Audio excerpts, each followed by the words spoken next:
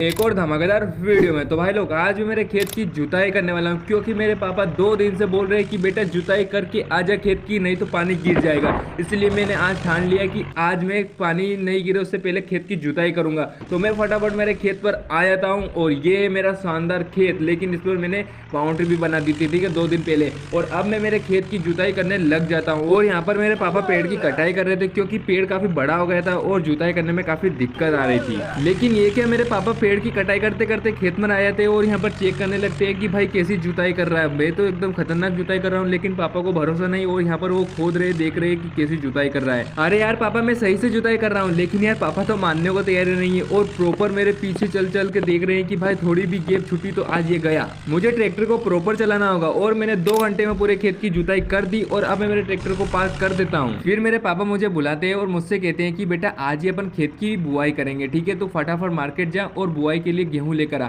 फिर मैं कहता हूँ ठीक है पापा, अभी जाता हूँ। फिर मैं घर आता हूँ और घर आकर बोलेरो को लेकर सीधा मार्केट की ओर चल देता हूँ। और कुछ ही घंटे ड्राइव करने के बाद मैं सीधा मार्केट आ जाता हूँ। और अब बारी है मेरी गाड़ी को रिवर्स करने की, तो यहाँ पर मैंने अभी ठोक दिया, जिसके बाद मैंने रिवर्स करा ये भाई साहब स्टाइल में और सीधा आ जाता हूँ व्यापारी के पास में। अरे भाई कितने में बोरी दे रहे हो, फटाफट मुझे बताओ। अबे जल्दी बोल, कल सुबह पनवेल निकलना है। 300 रुपए में? नहीं भाई, 250 रुपए में। पापा से बात कर लो, सही साठ बात करना। अबे क्या बोल रहा है? पिलियल बोल, पिलियल बोल। क्या बोला पापा ने? अरे यार ठीक है, 250 बोला ना उन्होंने भी, ठीक है ना, मान लेते, ठीक है, 250 कंप्लीट हो गए। तो 5-6 बोरी मुझे चढ़ा दो गेहूं की फटाफट।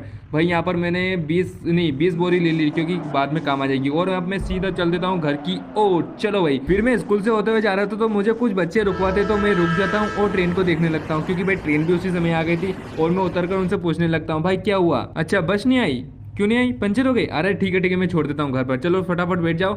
और अब मैं सीधा चल देता हूँ इनको घर पर छोड़ने, क्योंकि भाई छोटे बच्चे तो इनको पहले घर पर छोड़ देते हैं। और यहाँ पर मैं सीधा घर आ जाता हूँ इनके, और इनको सबको मैंने छोड़ दिया। और अब मैं सीधा चल देता हूँ मेरे खेत की ओर। और यहाँ पर फाइनली मैं 2 घंटे का सफर पूरा करके घर आ जाता हूँ और मेरी गाड़ी को आराम से पार्क कर देता हूँ।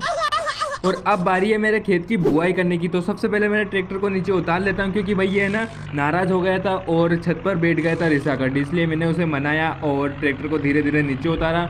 और अब मैं सीधा चल देता हूँ खेत की ओर। फिर मैं मेरे ट्रैक्टर को लेकर सीधा खेत पर आया था और मेरे पापा सीडिल में गेहूं डाल देते हैं और मैं ट्रैक्टर की सीडिल को नीचे करके खेत की बुआई करना शुरू कर देता हूँ। लेकिन मुझे खेत की बुआई बहुत जल्दी करना पड़ेगा, क्योंकि मौसम बहुत चेंज हो रहा है। फिर मैंने ट्रैक्टर की स्पीड बढ़ाई और आधे गेहूं गिरे और आधे गेहूं नहीं गिरे, और पूरे खेत की बुआई कंप्लीट करके सीधा घर आ जाता हूँ। फिर पापा मुझे कहते हैं अरे बेटा तूने 20 किलो गेहूं में पूरा खेत कैसे बो दिया? ये बाबूराव का स्टाइल है। फिर मैं मेरे पापा की डांट